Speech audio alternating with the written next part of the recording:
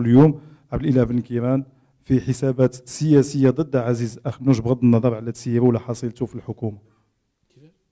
عندك حساب معاه لانه هو دار لك البلوكاج في 2016.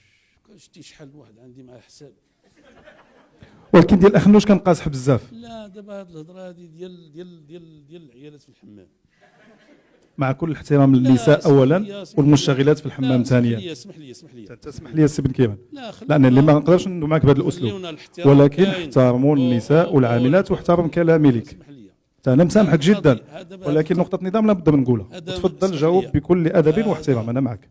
اسمح لي، شوف تفضل. انت عندك الحق تسال كيف ما بغيتي، انا عندي الحق نجاوب كيف ما بغيت، وعندي حق التعقيب كما اريد، خصوصا لما تمس كرامه المراه المغربيه. المرأة المغربية لما تحس كرامتها ولما تجاوبني بأسلوب أراه غير لائق من حقي أنني نجاوبك، لأني أنا ما نقدرش نقول لك السي بن كيران راك كتجاوبني بلغة كذا أو كذا أو غير متصفة، لا أخلاقي لا تسمح لي بها.